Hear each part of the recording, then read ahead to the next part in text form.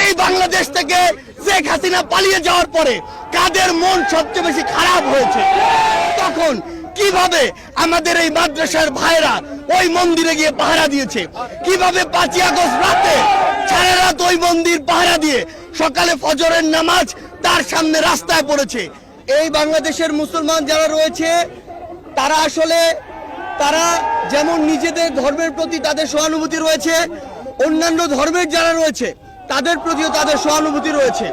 কিন্তু এই সহানুভূতিকে ব্যবহার করে কেউ যদি নিজেদের ওই ভারতে বসা চক্রান্ত, যারা মাসের 30 দিনের 25 দিন দেহটা নিয়ে এই বাংলাদেশে বসে থাকে আর বাকি 5 দিন মনটা নিয়ে ভারতে যায়, সেখানে চক্রান্ত করে এবং সেই চক্রান্তের এক্সিকিউশন এই বাংলাদেশে এসে ঘটায়, সে সকল উগ্রবাদী হিন্দুদেরকে প্রতিহত করার জন্য আমাদের মনে বিন্দুমাত্র সহানুভূতি থাকবে না।